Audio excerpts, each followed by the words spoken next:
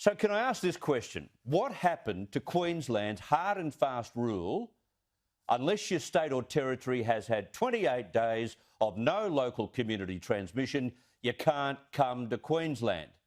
And of course, that old chestnut, if you live close to the Queensland border and you get seriously ill, sorry, Queensland hospitals are for Queenslanders.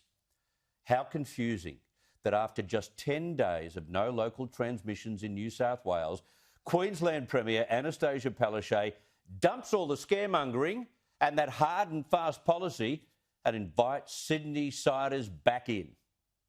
The New South Wales border will reopen on the 1st of February. So it's a great time for families to be reunited, but also for people to plan their holidays. And I'm here in Cairns at the moment. I met with tourism operators yesterday. They're really feeling it at the moment. They had a good Christmas, but now kids are back to school. So if anyone's down there in New South Wales or Victoria and you're thinking about having a holiday, come up to Cairns. Everyone is here ready and willing to welcome you with open arms and a friendly smile. Hang on a minute, she's not flanked by Jeanette Young, the Chief Health Officer. Where's she?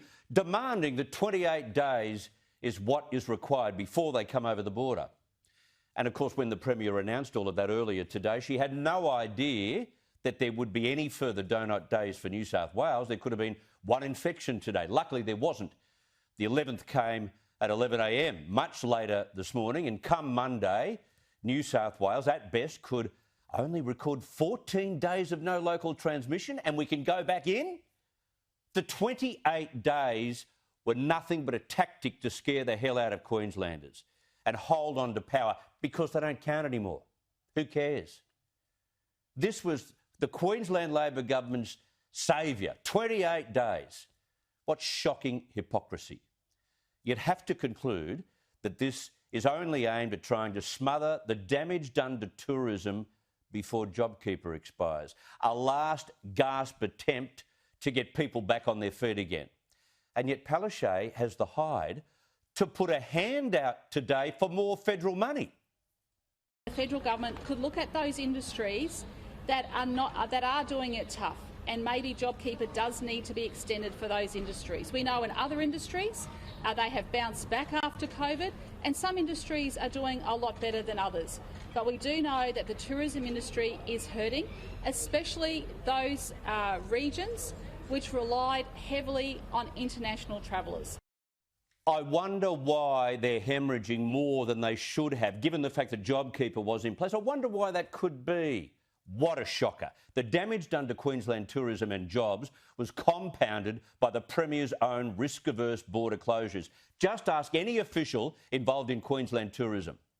The government wasn't prioritising the economy or mental health. It was an eradication strategy that aimed to have not one infection in the state, because one, oh my goodness, it could spread to everyone.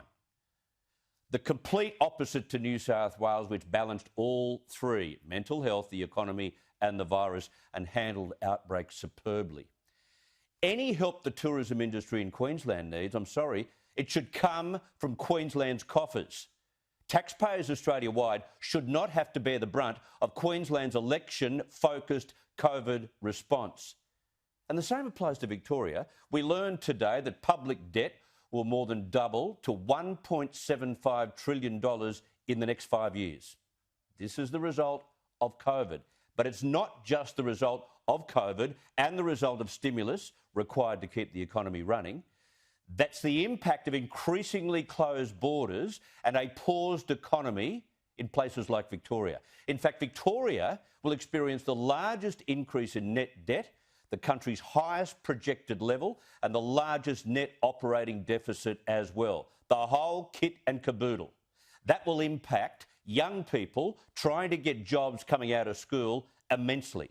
That's what happens when you stuff up hotel quarantine, you think you know better than the rest of the country, and then keep people locked up for 111 long days until there's not one infection. Because after all, a half a dozen infections, who knows where that could go?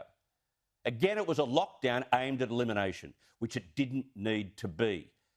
And when Dan Andrews puts his hand out for more help soon, maybe as soon as next Friday, not tomorrow, the following Friday, when the National Cabinet meets again, the Treasurer should tell him to work it out himself and go and jump. As for whether tourists should be booking long-awaited holidays to Queensland, I'll leave that up to you. I think most of us, though, have learnt our lesson the hard way. She will close them again in a heartbeat. And the government doesn't deserve our patronage. That's the conversation going on in households at the moment. Everyone was, coming up here, and then it shot, can change like that. So I don't know if it's going to affect people's ideas of do we book something again, because it can all just change so quickly, She's dead right. People are talking about this. Families were hurt. People were refused entry to see their dying parents, for heaven's sake. Money was lost in a myriad of bookings, and they turned their back on Australia and Australians. Now, for a while at least, I think the rest of Australia might turn their backs on the Queensland government as well.